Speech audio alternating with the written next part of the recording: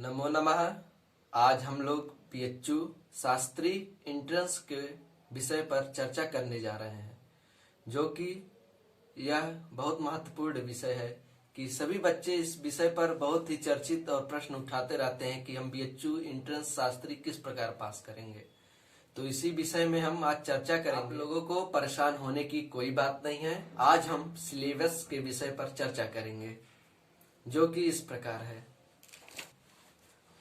व्याकरण अर्थात लघु सिद्धांत। आपको लघु सिद्धांत का संज्ञा प्रकरणम, पंचसंधि, कारक और स्त्री प्रत्यय और समास को आना अति आवश्यक है। इसमें भी आपको पंचसंधि और प्रत्यय अति आवश्यक है।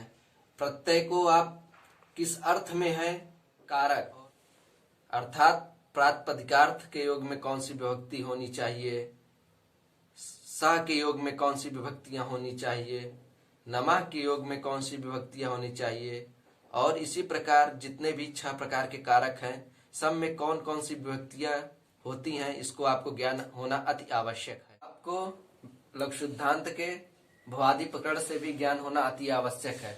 जैसे कि पूछ दिया जाए कि लट लकार में कौन सा सूत्र लगा हुआ है, तो आपको इतना ध्यान रहे कि वर्तमाने लट, इस सूत्र से लट लकार हुआ है और ये किस अर्थ में हुआ है, तो ये भी आपको पता होना अति आवश्यक है कि ये वर्तमान काल के लिए हुआ है। इसी प्रकार 10 लकार हैं, इनका आपको अत्यंत ज्ञान होना आवश्यक। विषय के लिए हम अपने अग्रज भाई प्रियांशु ओझा जी को बुलाते हैं। नमो नमः।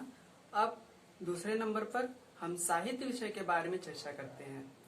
साहित्य विषय में सबसे महत्वपूर्ण है छंद, अलंकार, कवि एवं उनकी रचनाएं, जिसके अंतर्गत छंदों के लिए आप छंदो विंशतिका नामक पुस्तिका को पढ़ सकते हैं, उससे अध्ययन कर सकते हैं, जिससे आपको प्रमुख प्रमुख छंदों के विषय में ज्ञान हो जाएगा।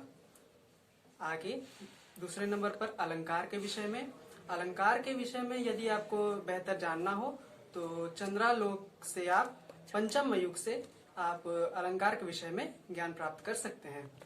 इसके बाद प्रमुख कवि, प्रमुख कवियों में कालिदास, भारवी, माघ इत्यादि जो प्रमुख कवि हैं, इनकी रचनाएं एवं जो उनकी काव्य को लेकर उक्तियां हैं, जो सूक्तियां जो उन्होंने कही हैं और काव्य के संबंधित जो उक्तियां हैं, उनके विषय में भी आपको ज्ञान होना अत्यंत आवश्यक है। आगे प्रसिद्ध काव्यों के मंगलाचरण श्लोक, जैसे रघुवंशम में वागर्थाविव संपृक्तौ वागर्थ प्रतिपत्तये जगतः पितरौ वंदे पार्वती परमेश्वरौ इत्यादि जो भी प्रसिद्ध काव्य हैं, उनके मंगलाचरण श्लोक आपको कंठस्थ होने चाहिए। ये क्योंकि हर बार जो भी परीक्षा में प्रश्न आते हैं उसमें ये पूछे जाते हैं।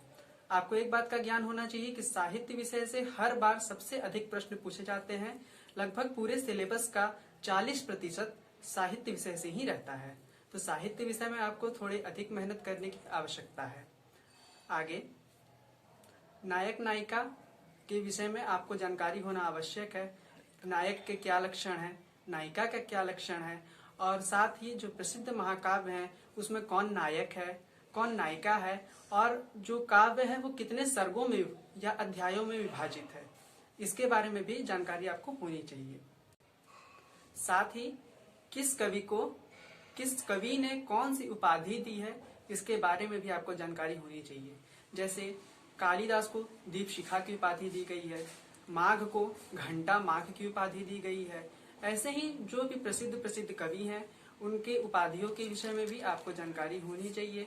उपमा कालिदासस्य भारवे अर्थ गौरवम दंडिनः पदलालित्यम माघे सन्ति त्रयो गुणा, इसके विषय में भी आपको थोड़ा अध्ययन करने की आवश्यकता है कि कौन से कवि किस कारण से प्रसिद्ध है।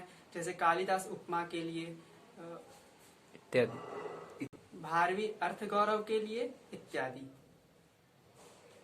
साथ ही में अमर कोश का आपको अध्ययन होना चाहिए।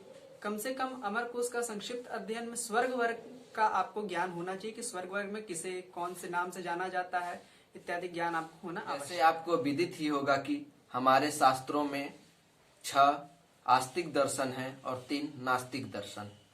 इनके विषय में आपको परिपूर्ण जानकारी होना अति आवश्यक है कि किस दर्शन में कितने पदार्थ हैं, कितने प्रमाण हैं, इनके प्रवर्तक कौन हैं, ये कौन सी प्रकृति को मानते हैं, कितने विकृति को मानते हैं, इस प्रकार के आपको जानकारी होना अति आवश्यक है। संपूर्ण तर्क संग्रह का ज्ञान होना अति आवश्यक है, जिसमें कि आपको हेत्वाभास, सन्निकर्ष, कारण इत्यादि विषयों पर ज्ञान होना आवश्यक है।